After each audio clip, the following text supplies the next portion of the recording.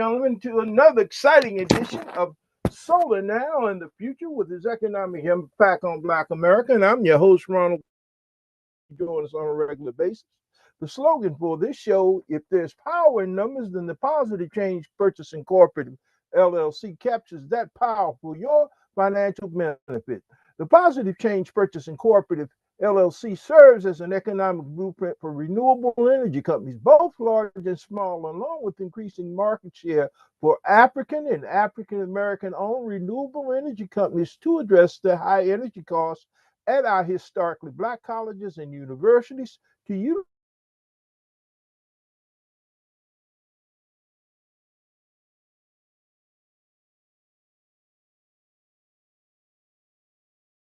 Black-owned farmlands and HBCU campuses to develop capacity in American men and women locally, nationally, and throughout the diaspora. Also to educate the African-American community about the economic impacts of climate change and the need for environmental education through Black Talk programs, radio programs such as Solar Now and the Future with this economic impact on Black America. Ladies and gentlemen, I'm your host, Ronald Bethea, and today's date is May 1st, 2025.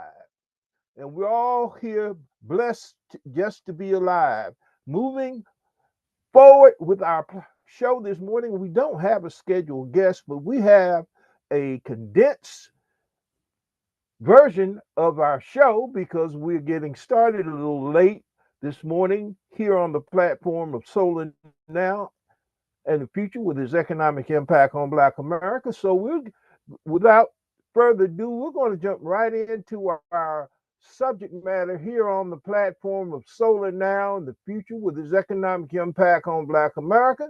And we're going to look at a litany of issues, but our lead topic this morning, ladies and gentlemen, will be the first 100 days of the Trump administration's first 100 days impact on the renewable energy industry. And we're going to be looking at clean energy jobs are revitalizing communities and we must defend them.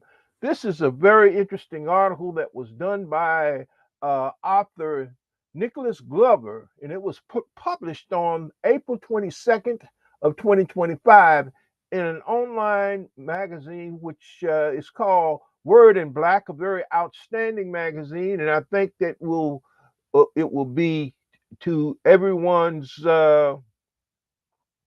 advantage to sort of take advantage of logging on to Word in Black and take an opportunity to look at this interesting article that this gentleman has done.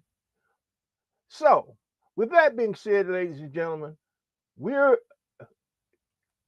moving at a high clip of speed this morning because we got started a little late here on the platform of Solar Now and the Future with its economic impact on Black America. And with that being said, ladies and gentlemen, as I indicated, we're going to jump right on into our subject matter here on the platform of Solar Now and the Future with its economic impact on Black America. So, looking at the article that this young man has prepared, he talks about, despite all the talk about strengthening America's manufacturing, the Trump administration is determined to weaken an area where manufacturing is growing, the clean energy industry.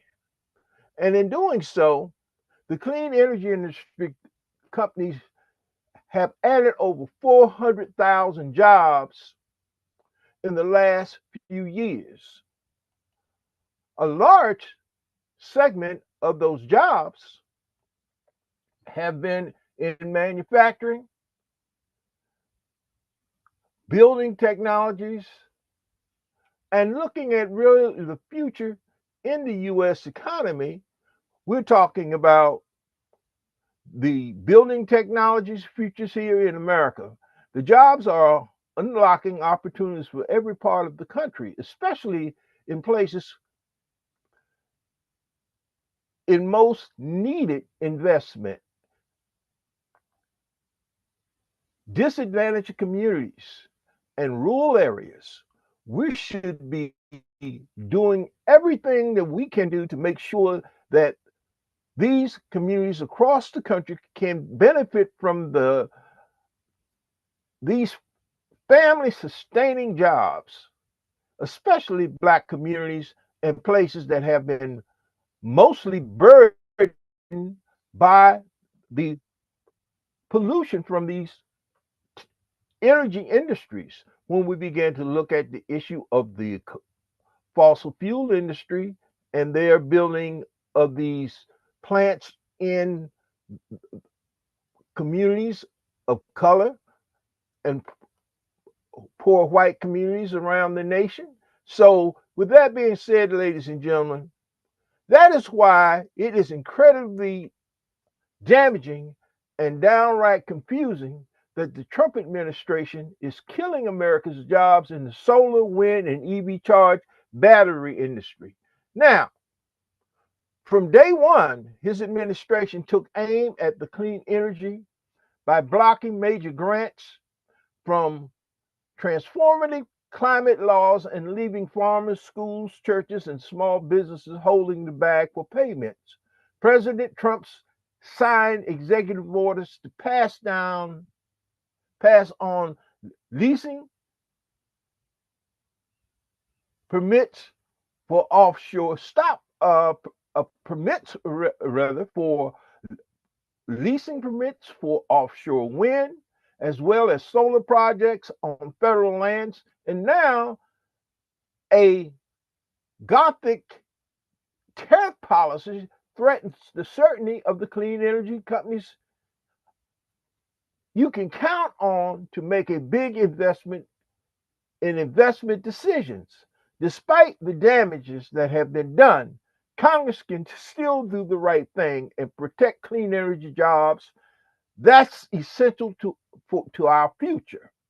The spring Trump administration has its sights set on repealing game-changing tax credits that have sparked clean energy jobs booms. We're seeing, however, they must go through Congress to get it done. Ladies and gentlemen, we need to sort of drill down, take a few minutes and drill down on what we're talking about here on this platform of Solar Now and the future with its economic impact on Black America as we begin to look at what is actually going on in these industries as we talk about what has taken place, what's going to take place, what needs to take place as it relates to what's being actually done by the Trump administration. Now, we talked about the blocking of strategic grants as it relates to the Trump administration and the things that were taking place under the first 100 days of his administration, which is our lead-off subject matter this morning. Ladies and gentlemen, we don't have a call-in number established for our YouTube online video. We're working on several technical issues around this platform and trying to work out those things. But in hindsight, we are able to look at key information that are things that are taking place in the marketplace, and we can share with you on the fact that we know that these issues are taking place as we speak in the marketplace. And with that being said, ladies and gentlemen, we're going to sort of drill right down on those specific things in our article that we were talking about as it relates to what we're trying to get accomplished this morning on the platform by educating you about what's actually going on in the first 100 days of the Trump administration as it relates to the clean energy industry. Now, these are very, very uh, important issues because they tie into looking at the impact of what's actually going on in the marketplace itself as we look forward to try and move the needle forward around issues of relevance as it relates to the clean energy industry. And the major thing that the Biden Harris administration did on its first days in office was sign some very, very key executive orders, which the Trump administration has rescinded those orders. One of those orders was 140096. 140096 created the Invest in America agenda, which we uh, became to know as the Build Back Better initiative and the Inflation Reduction Act. And in those orders, which were signed by the uh, Biden administration at in his early stages, they were able to put forth Executive Order 14008, which dealt with climate change domestically here in the US and abroad, as well as he also dealt with Executive Order 13985, which the President Biden signed, that created diversity, equity, and inclusion across all six federal agencies, which has been used as a code word for Black and other minorities, which could be the farthest thing away from the truth. And we know that diversity, equity, and inclusion, which developed the Justice 40 initiative, stood for that 40% of $1.7 trillion, which was targeted to be invested in low and moderate income communities across this country, had nothing to do with specifically just the African American and communities of color. It also included all communities across this country, which were low and moderate income communities. Now, as we talked about the fact that there were 400,000 jobs created uh, in the first segment of the clean energy boom, we know for a fact that in looking at what that actually means to those who are in those rural communities is investment that has never been made of such substantial amounts in those communities. Now, we are looking at a growth potential which has never taken place in many of those communities. After 2 years of extraordinary growth in the clean energy America, with new federal investment, clean energy is not only booming, it has become a central to the state of economics and integral part of the energy supply chain. Thanks to the innovation of industry, Americans have more industry choices than ever before, energy choices than ever before. These industries are now part of the backbone of American manufacturing and staples of American households. Since these institutions were enacted in August of 2022, they have spurred the highest levels of factory construction in American history, with more than 4,000 new jobs announced across the country. These jobs are building the entire supply chain here at home. These are no longer novel industries. They're growing to scale, allowing prices to fall dramatically and saving Americans money in everything from utilities to cars and trucks. Now, This is where we are, ladies and gentlemen. We've been on a fast track with a crash and burn policy by the Trump administration. And what we simply mean is just what we said, that the Trump administration has taken a crash and burn attitude toward working with those initiatives. Rather, Donald Trump has rescinded those executive orders because they were never codified, even though they were passed by Congress. They were never voted on, and those budgets were never codified through Congress. So when those executive orders were rescinded, a tremendous amount of activity has gone on in the Trump administration to block the funding. Had it not been for federal judges in this first 100 days of the Trump administration, federal judges blocks Trump administration freeze on climate work. Will the White House comply? And has put us in what we would call a state of crisis for the so-called democracy that we live here in America. A federal judge Thursday.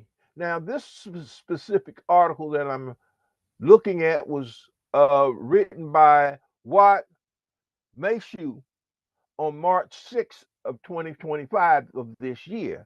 And he did an outstanding job on talking about what has taken place by the Trump administration in this first 100 days. A federal judge Tuesday blocked Trump's administration of freezing of congressional approved federal funding, which has affected a variety of services and programs across the country, including climate and the conservation work approved under the Inflation Reduction Act.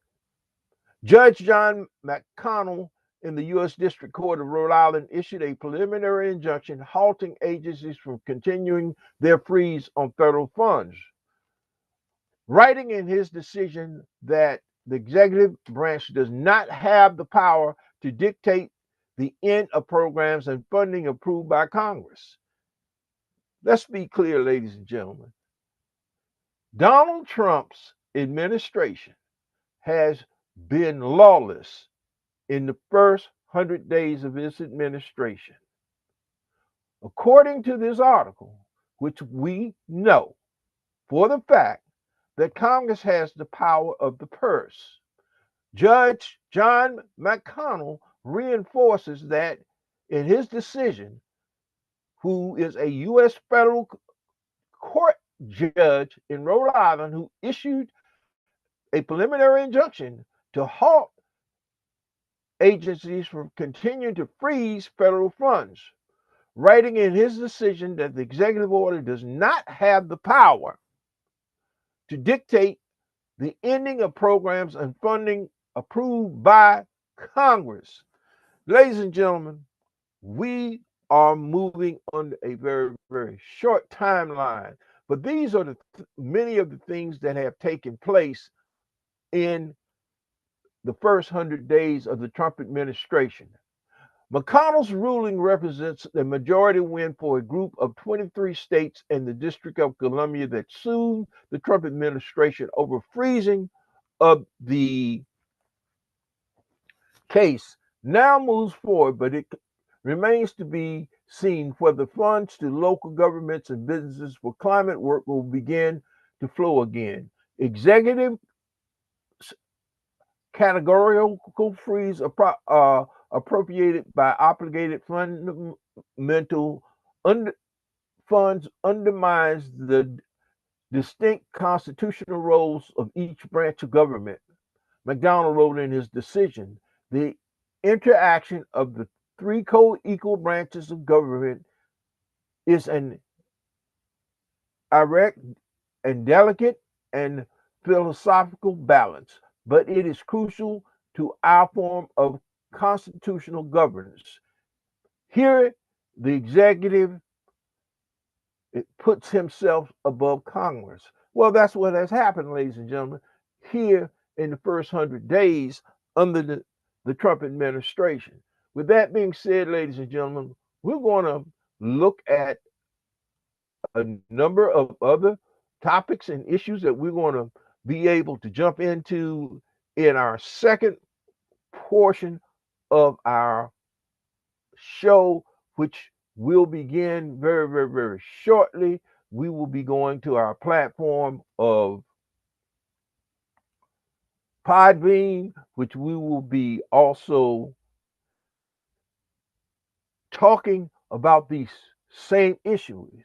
But one important thing is we must look at what's going on with the poisoning of the black communities in Memphis, Tennessee, with Elon Musk's AI plants spark environmental racism outrage, which you'll be able to find that information on our web news and events tab under our uh, and on our website here at positivechangepc.com. You want to go over to our news and events link, click on that link and scroll down, and you'll be able to find that article. You'll find a very, very interesting interview, which has been done live on YouTube by Roland Martin on his show, Roland Martin Unfiltered.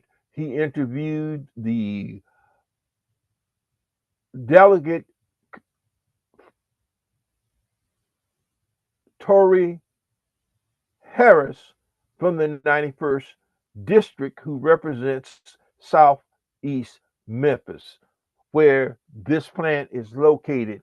And he does an very interesting piece in speaking truth to power as it relates to that. And with that being said, ladies and gentlemen, we're going to jump right on into our uh, up and coming platform where we're going to continue to stay here with and in this platform here on uh, this portion of our show here on YouTube, Solar Now and the Future with its economic impact on Black America. So, with that being said, ladies and gentlemen, we had this portion of our show scheduled to take place from 8 to 9, but we got started a little later than scheduled this morning.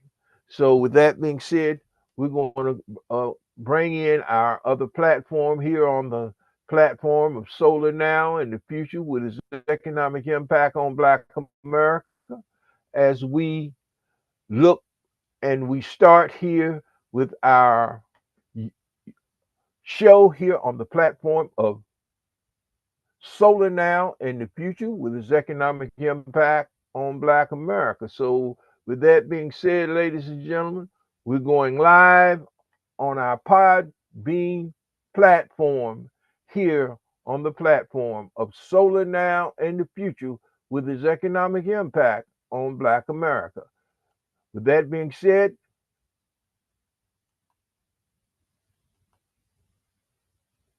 we're going to jump right on into our show.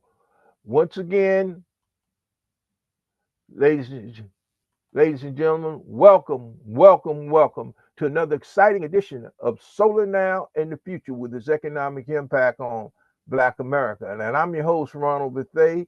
And many of you know, if you join us on a regular basis, the slogan for this show, if there's power in numbers, then the Positive Change Purchasing Cooperative LLC captures that power for your financial benefit.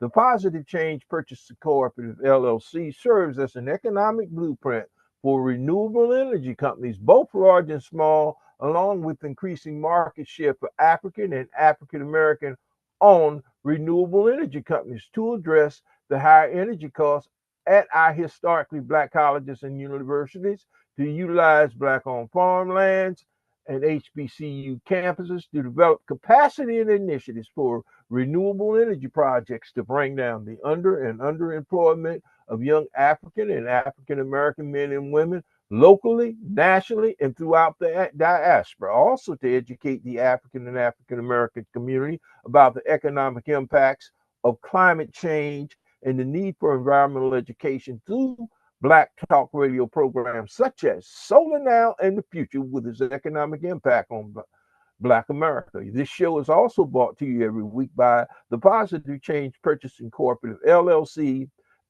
HBCU Solar Radio Talk Show Initiative, and you can get more information by logging on to our website at positivechangepc.com. That's positivechangepc.com. You want to click on the donate button, ladies and gentlemen, and believe me, we're the needy and not the greedy here on this platform. So if you click on that, it will provide information about the show and our goals and our objectives of the show that we have been hopefully adhering to and being able to meet. And we've been able to bring this information to you now, ladies and gentlemen, on a weekly basis. Ladies and gentlemen, this show is also brought to you every week by the National Association of Blacks in Solar.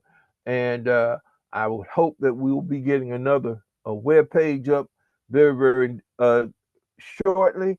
Yours truly, I've served over the last 5 years as president of that 501c3 organization. It is now chaired by a young, dynamic African American brother by the name of Nathaniel Daly, which we have elected him. I am now chairman of the board of directors for the National Association of Blacks in Solar. So with that being said, we wear many hats here on this show. Solar Now in the Future, with its economic impact on Black America. As you know, I'm your host on this platform every week, and we are proud to be bringing you this show and broadcasting over the platform of Pod Bean, and we're also streaming the show over all forms of social media such as Facebook, Instagram, X, and Link. And with that being said, ladies and gentlemen, welcome to another exciting edition of Solar Now in the Future, with its economic impact on Black America. Now, because we are still streaming our show on live streaming our show over our YouTube channel, we are looking at now the fact that our lead topic today, ladies and gentlemen, for our show is the Trump administration's first 100 days impact on the renewable energy industry.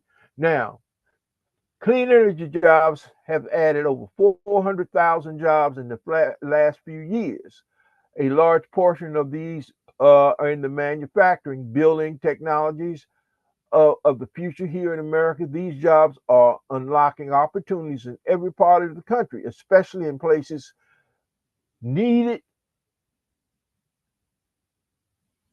of this type of investment, disadvantaged communities and rural areas, which have been disproportionately impacted by the fossil fuel industries and the pollutants and carcinogens of the health of those Black and brown and poor white communities where these refineries have been built.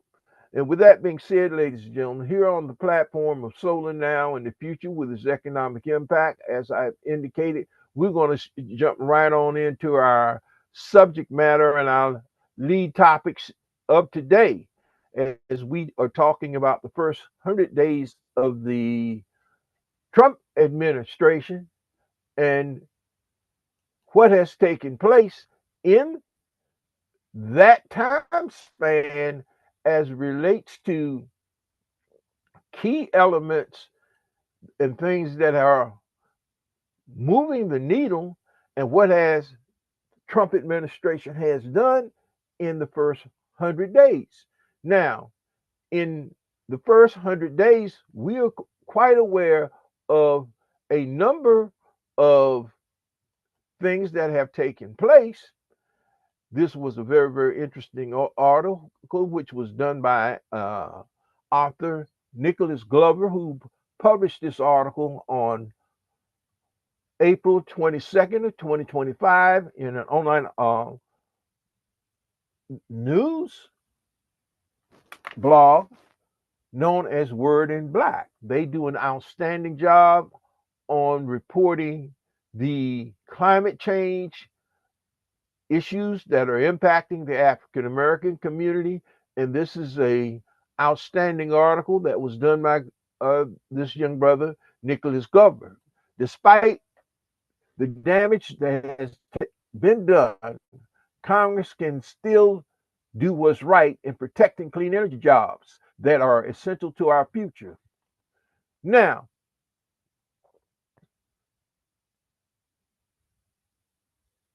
despite all the talk about strengthening the American manufacturing, the Trump administration is determined to weaken an area where manufacturing is growing clean energy jobs. Clean energy jobs have added over 400,000 new jobs in the past 4 years, a large portion of them in the manufacturing, building technologies of the future here in America. These jobs are unlocking opportunities in every part of the country, which we've already stated that several times already in our opening portion of the show. We should be doing everything we can to make sure that the communities across the country that can benefit from these family sustaining jobs, especially Black communities and places that have been mostly harmed by polluting industries, which we've indicated. That's why it is incredibly damaging and downright confusing that the Trump administration is killing American jobs in solar, wind, and the EV charging battery industry. Now, these are the things that are taking place as we speak, ladies and gentlemen, within the first 100 days of the Trump administration. From day one, his administration took aim at blocking major grants from transformative climate laws and leaving farmers, schools, churches, and small businesses holding the bag for payment. President Trump signed executive orders to pause the leasing and permitting of offshore wind, as well as solar projects on federal lands. And now, with his Gothic tariff policy, threatens the certainty that clean energy companies can count on to make big investment decisions. Despite the damage that has been done, Congress can still do what's right and protect clean jobs and the industries and which are essential to our future. The spring, the Trump administration has its sights set on repealing game-changing tax credits that have sparked clean energy job booms. We're seeing how most of Congress can get this done. Congress should be championing the progress, not putting it at risk. More than two-thirds of clean energy investments are flowing in communities of color and in rural areas, creating good paying jobs and delivering much needed funding for schools, roads, and local services. These investments are offering a lifeline for places often left behind. Congress should be championing these programs, not putting them at risk. Take Wilder County, Texas, for example. Wilder has a rich diversity of Hispanic and Black communities. It's home for Prairie View A&M University, the largest HBCU in Texas. Finding a steady employment in Wilder has been tough. Poverty rates here are higher than the rest of the Houston metro area, in part because livelihoods have been dependent on volatile boom or bust cycles in oil industry. However, new clean energy investments in the county has spurred by tax credits are creating good paying jobs in more stable and a more stable industry. Two solar panel manufacturing companies have announced multi-million dollar investments in the county, which will generate 2,000 jobs. Meanwhile, students at Prairie View A&M are getting hands-on experience in solar through the university's new solar lab. Our look at the place like Liberty, North Carolina, a small rural town that has watched shops downtown close, young people leave and go elsewhere. A story that is unfortunately familiar to many of the rural communities. Thanks to federal tax credits, Liberty has launched the largest economic development project in the state and one of the most of the nation's largest clean energy investments in communities of color. Toyota is building a $13.9 billion EV battery manufacturing plant, which is expected to create more than 5,000 jobs. That doesn't even begin to reveal the cascading effects surrounding the communities. A nearby college called Guilford Technical College, which has a significant black enrollment,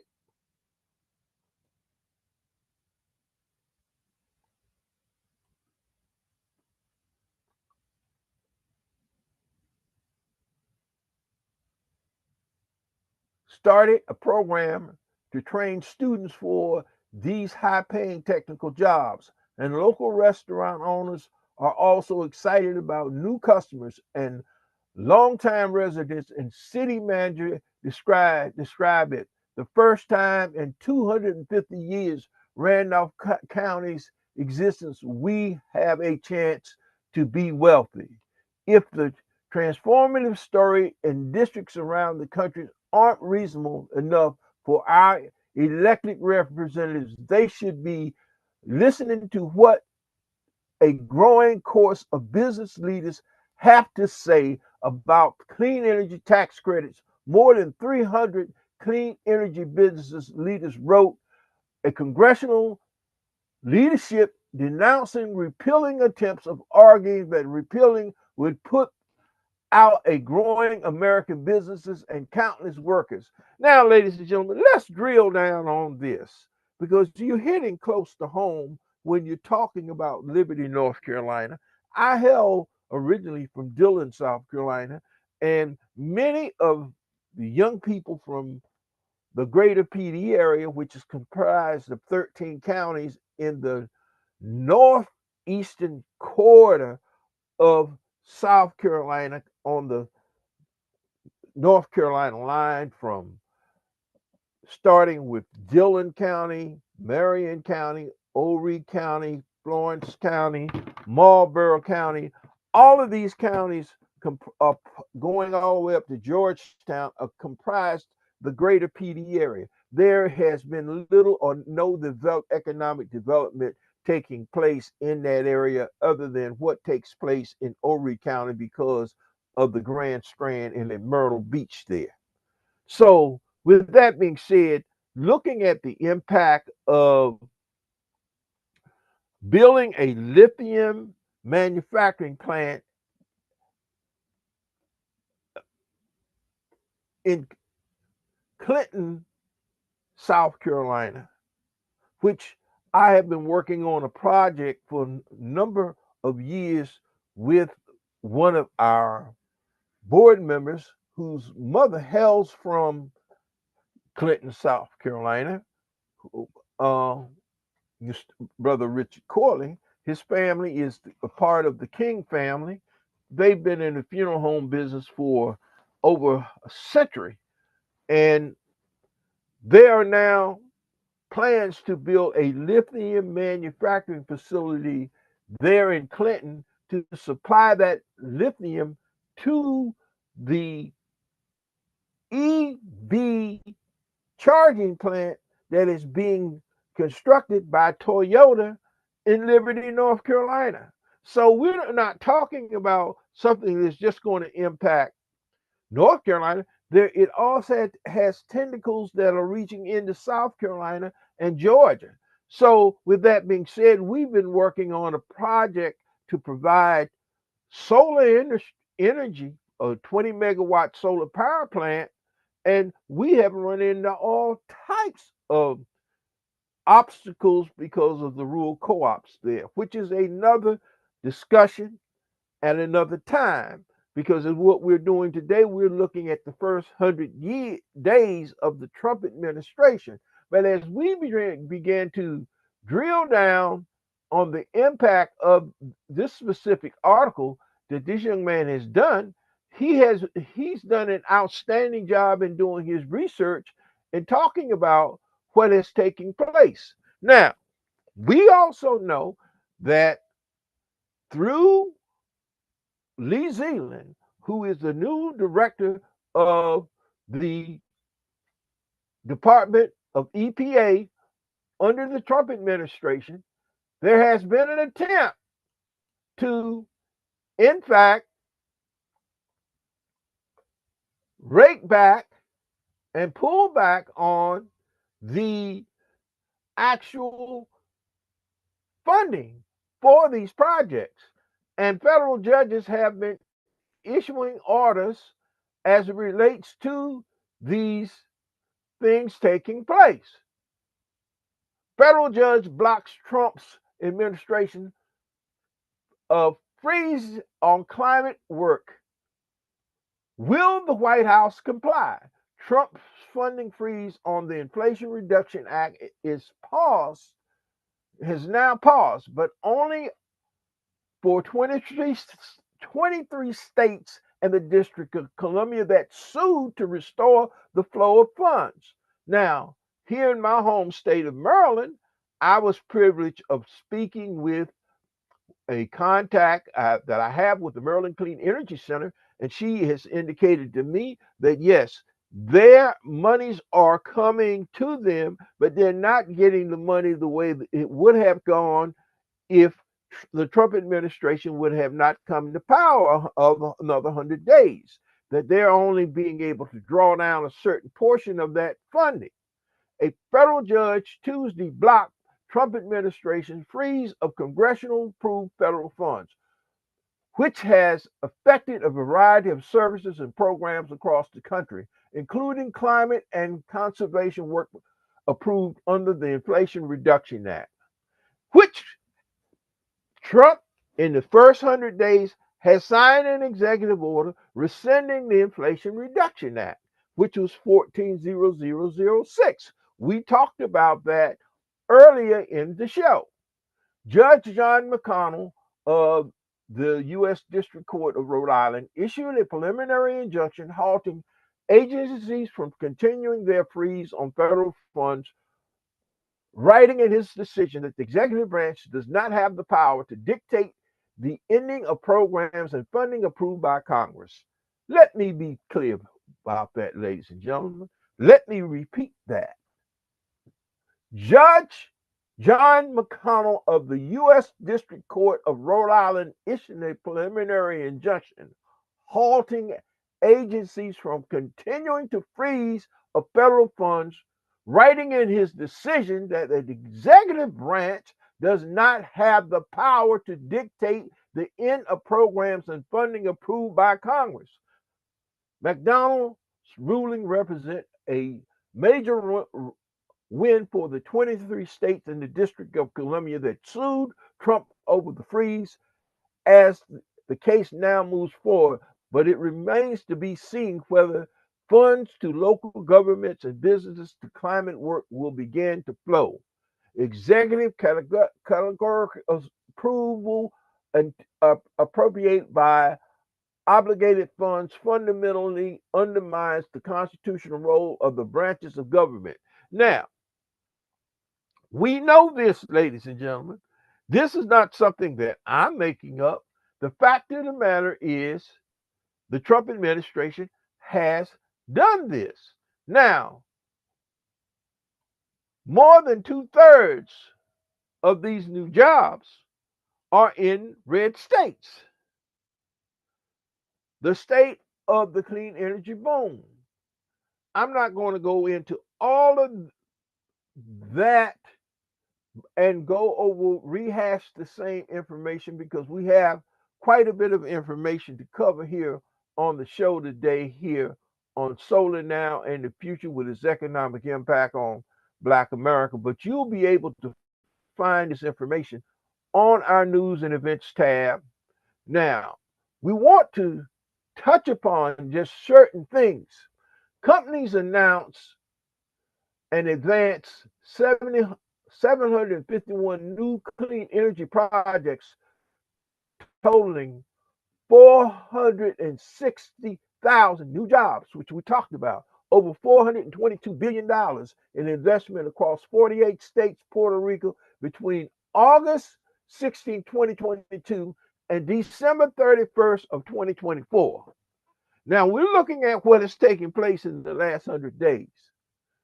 Plans include new battery manufacturing sites, 165 new or expanding electric vehicle manufacturing facilities, and 213 solar wind manufacturing plants.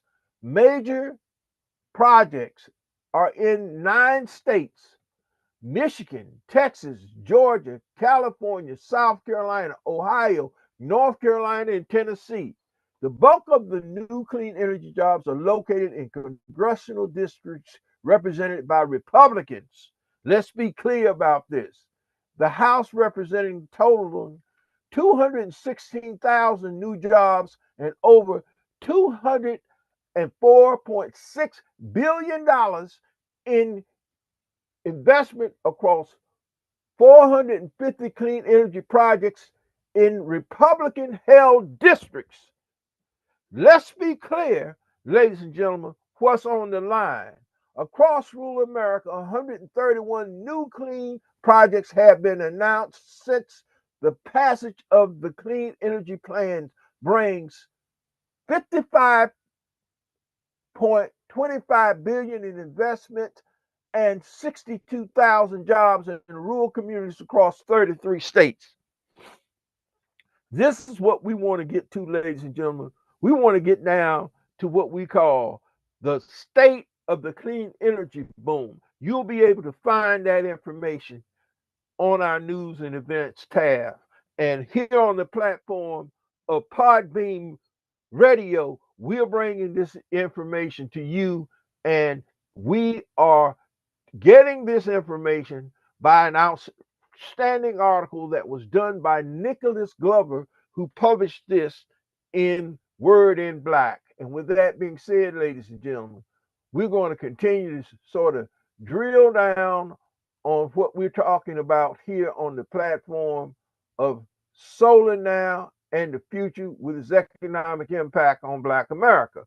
Now, looking at our subject matter, ladies and gentlemen, today, we want to highlight the fact that we still are going to stay right on our subjects. We've talked about what is taking place in the first 100 days, but we need to look at the impacts, ladies and gentlemen, within this first 100 days by Elon Musk with the poisoning of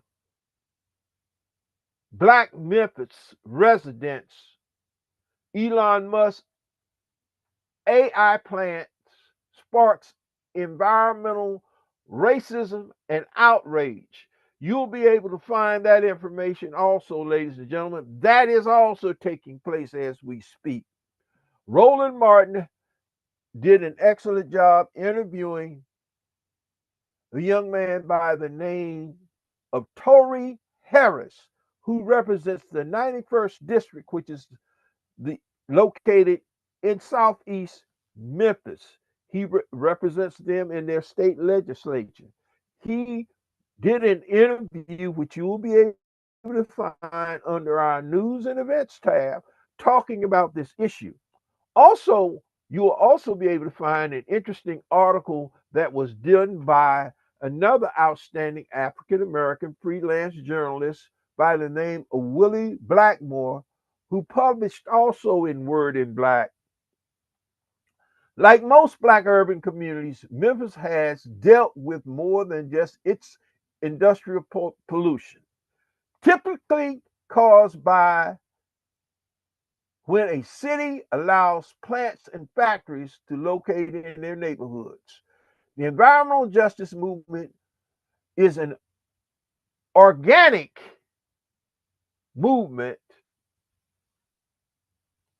Residents who push back through opposition to public hearings. On Friday, last Friday, the Shelby County Health Department held public hearings commenting on those meetings. Those residents came in and talked about how they're being impacted by that plant, which is owned by Elon Musk, and they are applying to build a second plant in Memphis. Now, the plant itself is not the issue. It's what Elon Musk has chosen to power the plant. And part of this consideration, the AXXAI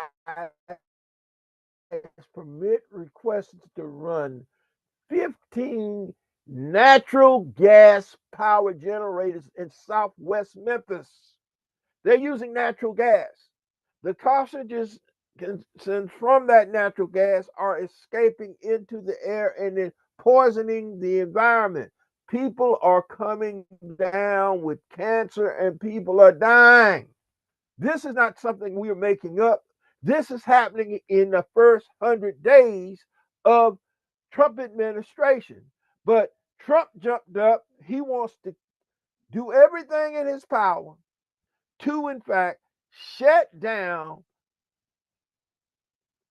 the renewable energy industry by his administration not allowing the permitting of wind, solar, and attacking the tax credits. But he's telling people to drill, baby, drill, and then they're going to use this natural gas, which I understand the U.S. has an abundance of it, but they're not going to put caps on it to keep those carcinogens from escaping into the air, because there is a safe way to do it. But Elon Musk did not care about that.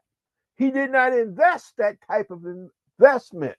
Now, they're talking about the 15 natural gas power generators pending permit approval. Elon Musk owns the company, has already been operating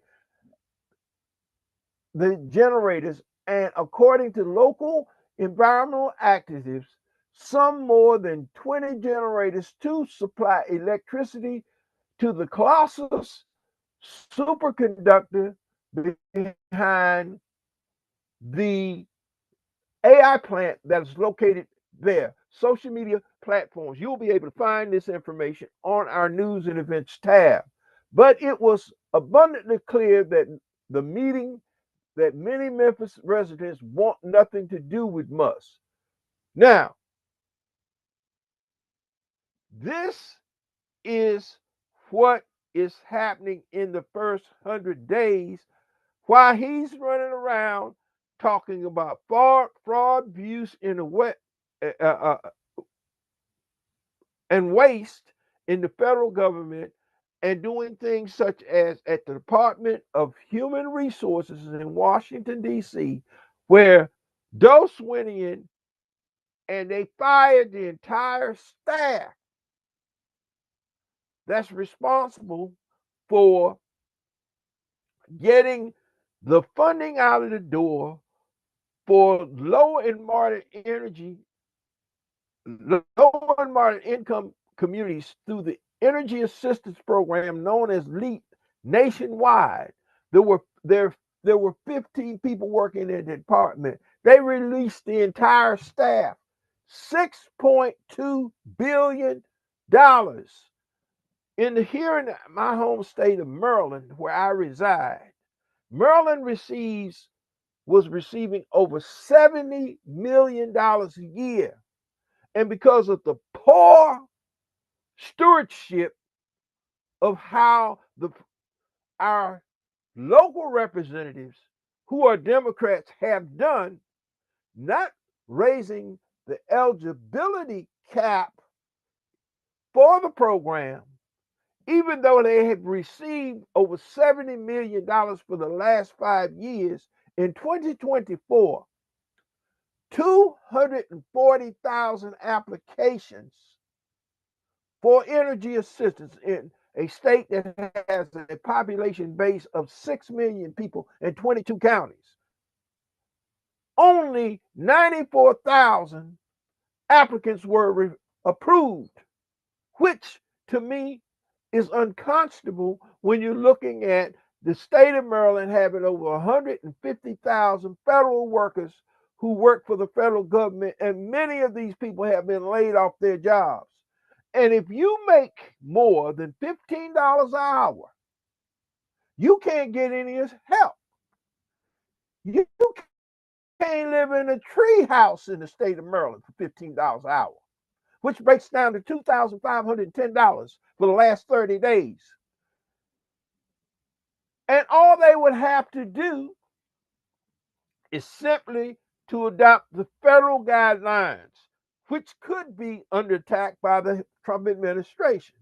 In other words, if you live in the District of Columbia, you can make one person up to $53,000 a year and qualify for the LEAP program, which breaks down to $4,746 a month, where in the state of Maryland, for one person is $2,510.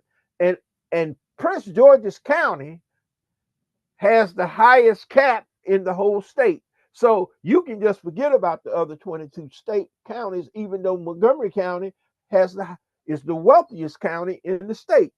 Its eligibility cap is lower than Prince George's County. Now, this is taking place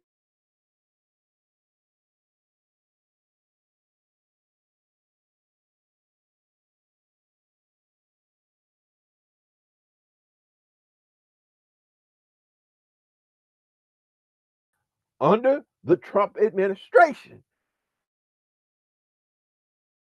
These are the federal dollars. But we also had to talk about what's taking place in this 100 days as relates to DOS, which has been headed by Elon Musk. And where in the first 100 days, Trump decided to use the White House lawn as the car auction to help Elon Musk sell his electric vehicles. Well, people ain't feeling that, ladies and gentlemen. His stock has dropped. He's lost over $71 billion, and his stock is dropping it like it's hot. You understand what I'm saying? So, with that being said, he's decided that he's going to go back to running Tesla. But the bottom line is, Doss ain't going nowhere, because these people who he bought in don't know their head from their toes.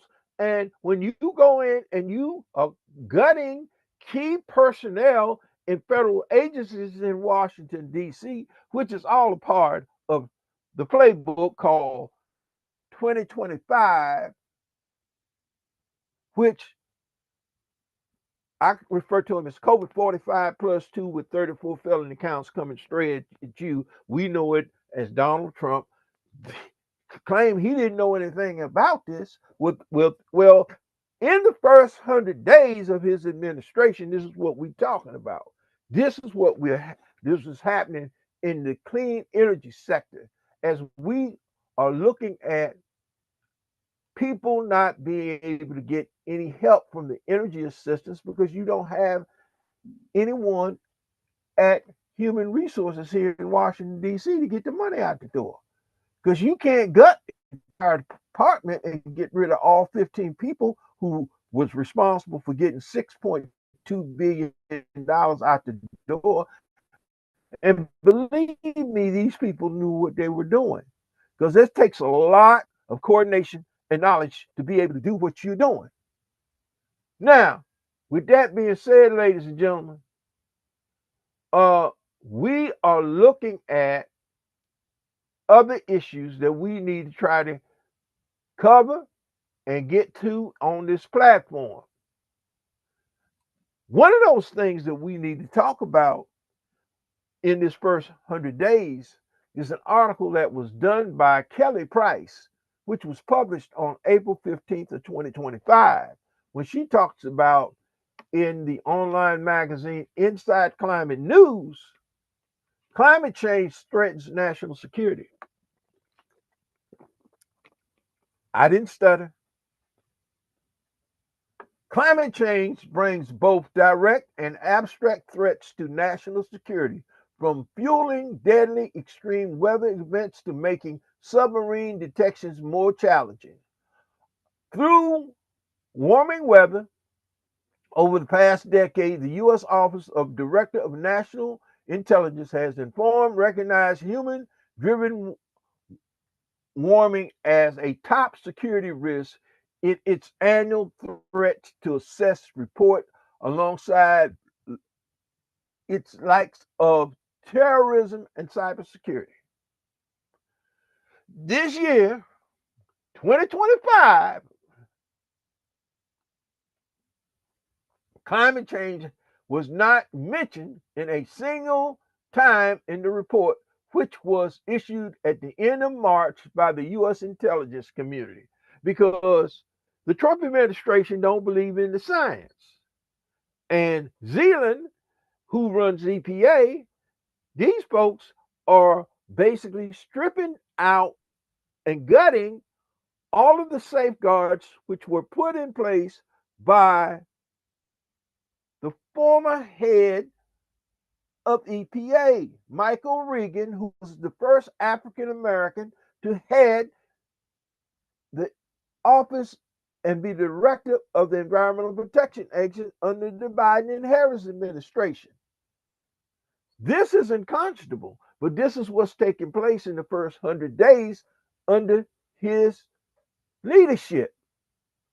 Extreme experts say that the mission is part of Trump's administration push to scale back attention to resources on climate change in a national security policies.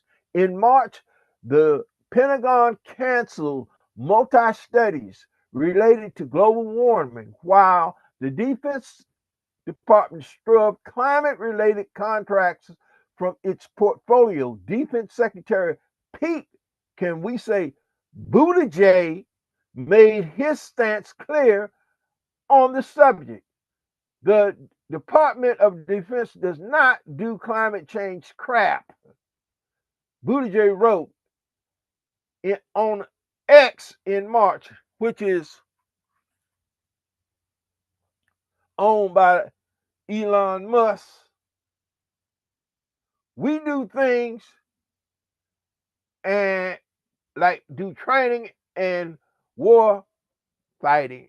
Well, you need to start using and using secure communication lines, and not using devices that can be hacked.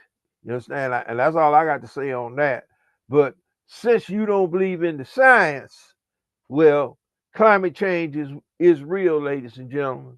Now, we're going to keep it moving here.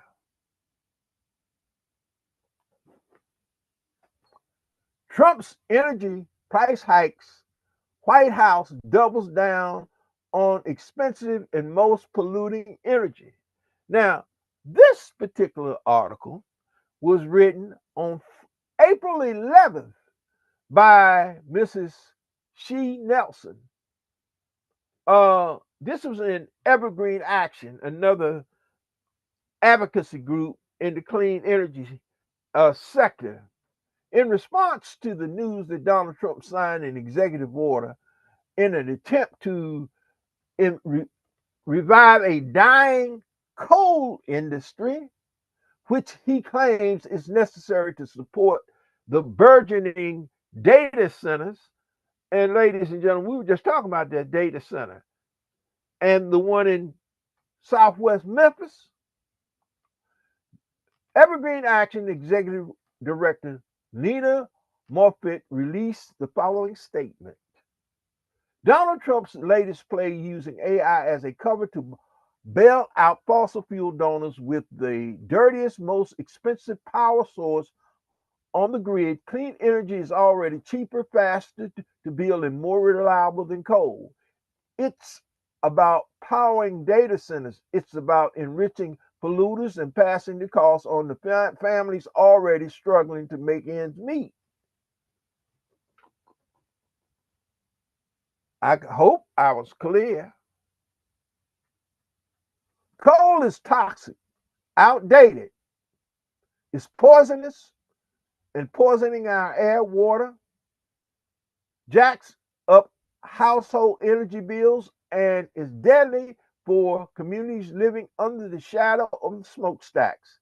If Trump actually cared about meeting rising energy demand, he'd invest in affordable clean energy, not drag us backwards to prop up a dying industry. Last year, Evergreen Action released 4 ways that states can meet AI energy demands with clean energy, outlining how we can address data centers demand, hit our climate goals, and key policy inventions, and prevent companies behind AI from pushing the cost of polluting back into our communities. Now, you can read that information on our website, ladies and gentlemen. You'll be able to find this information. It's a very, very outstanding article, educational article, and I think it's news that you can definitely use.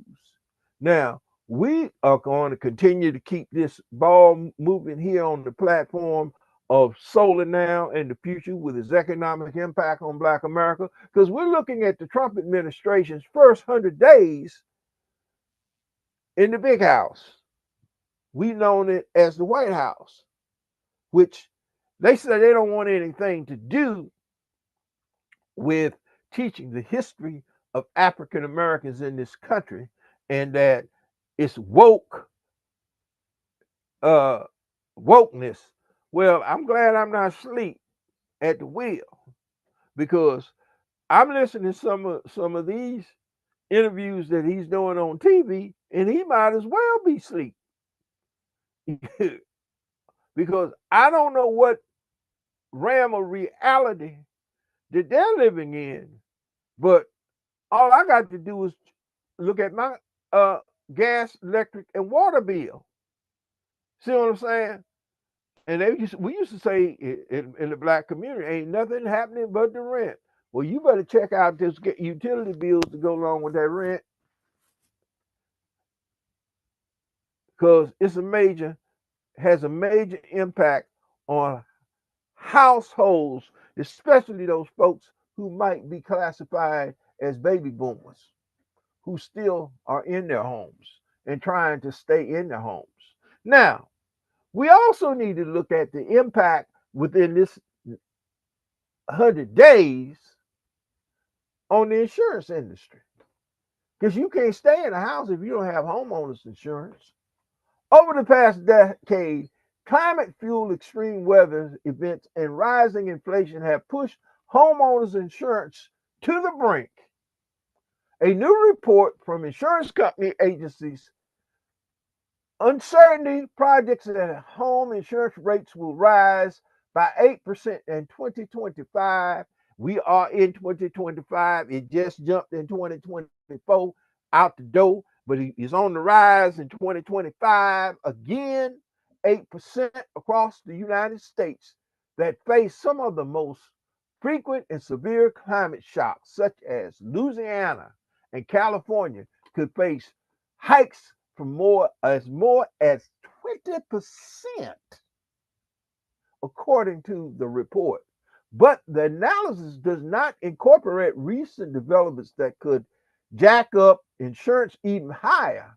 Tariffs in the past few weeks, President Donald Trump have implemented these taxes on imports, major commodities such as lumber, steel, electronics across crucial and rebuilding homes rather than disasters. Insurance companies struggle to turn a profit. Costs could eventually be passed down to the consumer in the form of higher premiums, experts say.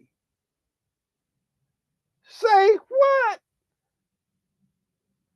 Yeah, well, if you wanted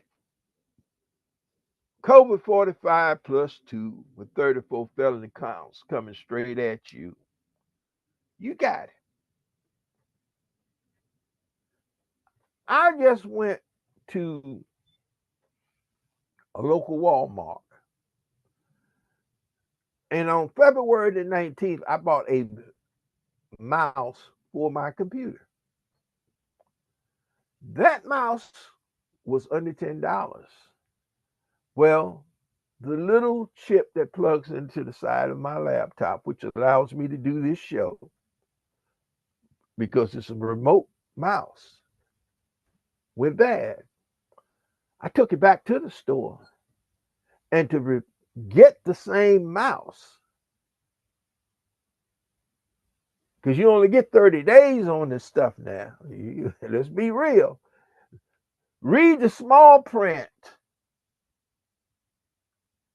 You got 30 days to return it if it goes bad. When it don't go bad in the 30 days, it wait right after 30 days, and then it goes sideways. So I take it back in the store, the same identical mouse and from the same manufacturer, but it's all made in China, was $16. I didn't stutter. In Walmart. I just did this week, ladies and gentlemen. So I'm not talking about something that might happen. I'm talking about something already happened. And we're still in the first 100 days of the Trump administration. Now, let's look at something else that's taking place under the Trump administration within the last 100 days.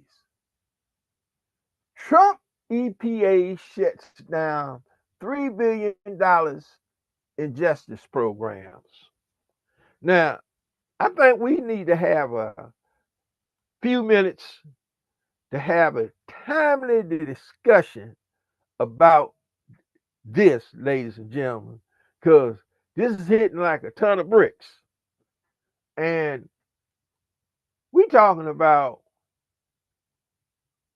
what's going to happen, not what's getting ready to happen, but what has taken place within the last 100 days of the Trump administration.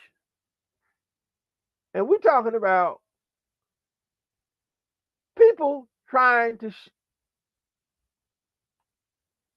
Trump's EPA shuts down $3 billion in environmental justice programs. And with that being said, ladies and gentlemen, we're gonna stay on point and on time here on the platform of Solar Now and the Future with its economic impact on Black America. Because we got a lot to get in, and we're trying to get it in as fast as we can humanly get it done here on the platform of Podbean Radio. So I'm just let people know that we've been trying to make sure that we can keep everything moving as fast as we possibly can this morning. But I want to make sure we're still broadcasting here. We got about another 10 minutes here. So we right on our timeline for this morning for our show, because that's key. We gotta stay on point and on time here on the platform of Solar Now in the Future with its economic impact on Black America.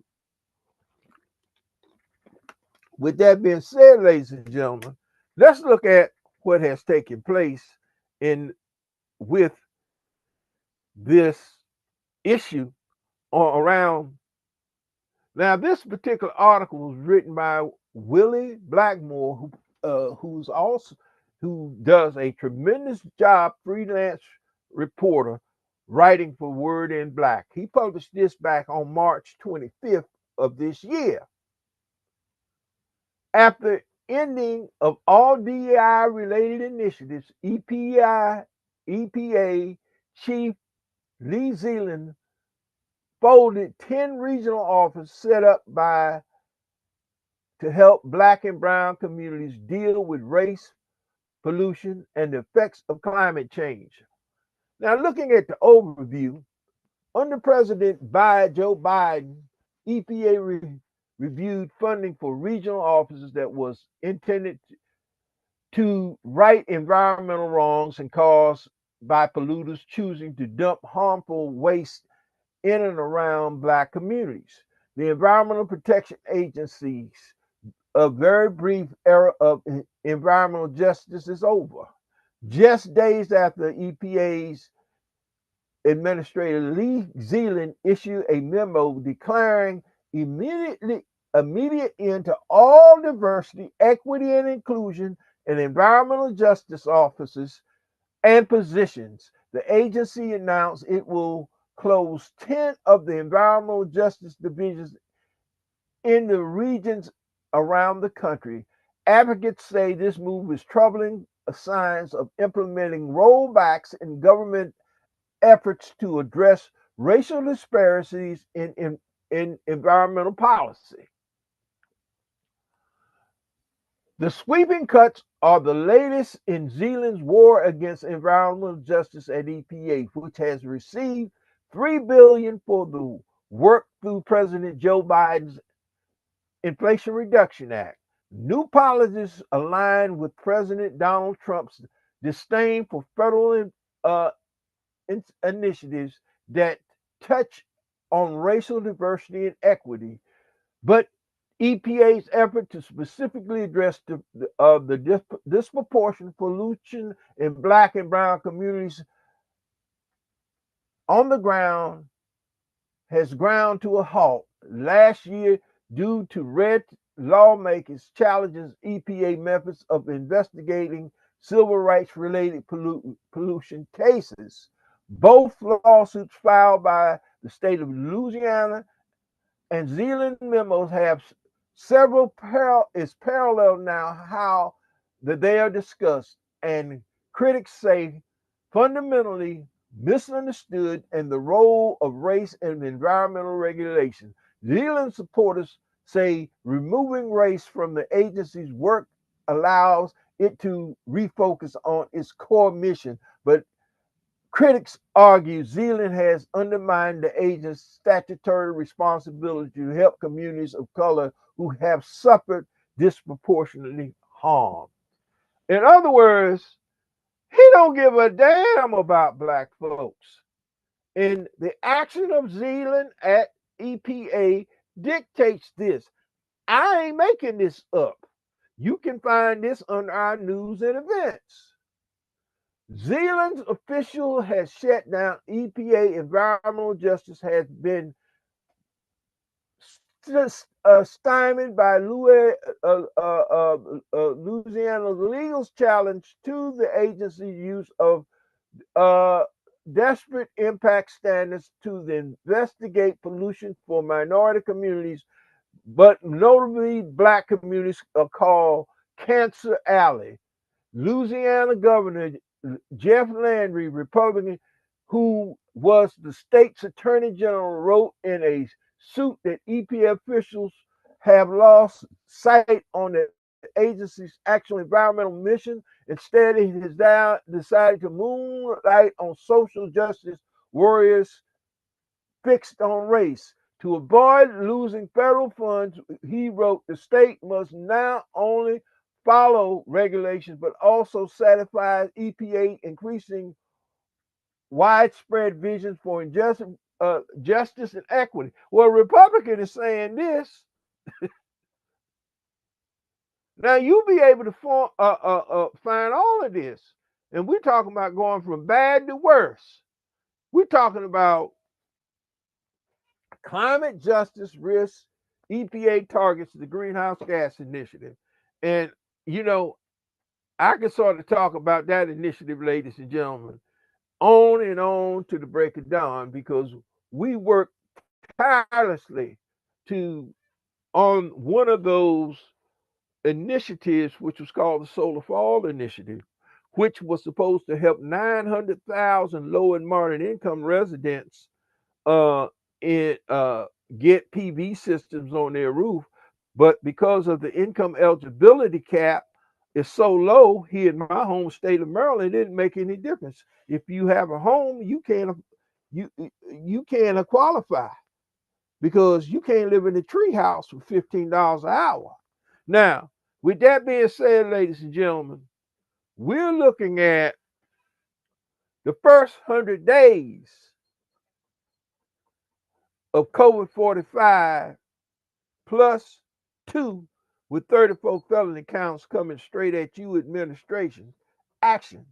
And what he has done, he is basically trashing the economy as relates to the fastest growing industries, which has been the green energy sector as relates to the green energy industry, as we're talking about wind, solar, EV charging, and EV charging industry, and battery storage industries that have been growing at leaps and bounds.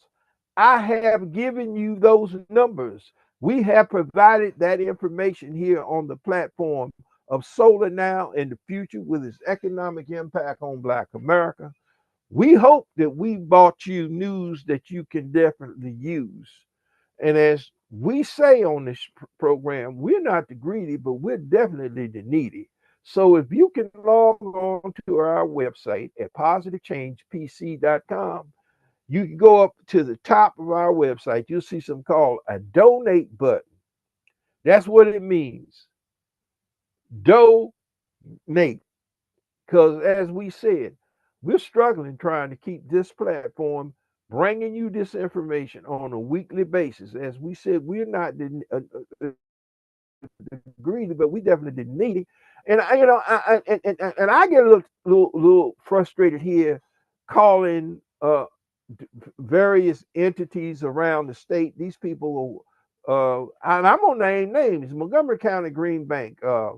I used to be able to get the director on this platform. He used to come on this show and talk on a consistent basis, pretty frequently. I could get him on in at least once in a 60-day period of time. But they got some folks over there, and some of them look like me. And they are just glad to have a job, but they want to feel that they are important. So we are have reached out, and we will continue to reach out and let people know that you need to let people know that you're getting these funds. But if you got the income eligibility caps so low that people can't even apply for the help that need the help who have homes, then you're not gonna put no 900,000 PV systems on nobody's roof around the country. Because when you hit these urban areas, you're going to find that people, if they're working for the federal government, they've made more than $15 an hour. So, with that being said, ladies and gentlemen, we've come to the end of another exciting edition of another exciting show here on Solar Now and the Future with its economic impact on Black America. We hope that we brought you news that you definitely could use here today on our show as we come, like I said, to the end of another exciting edition of Solar Now and the Future with its economic impact on Black America.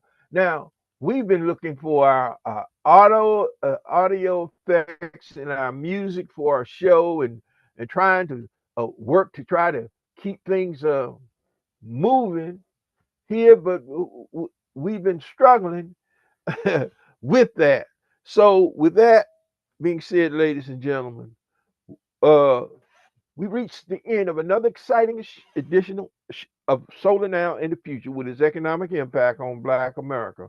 Until next week, we don't want you to meet us back here. We want you to beat us back here as we close another exciting edition of Solar Now and the Future with its economic impact on Black America. And I'm your host, Ronald Bethea. Like I said, we don't want you to meet us back here next week. We want you to beat us back here. And with that being said, go in peace.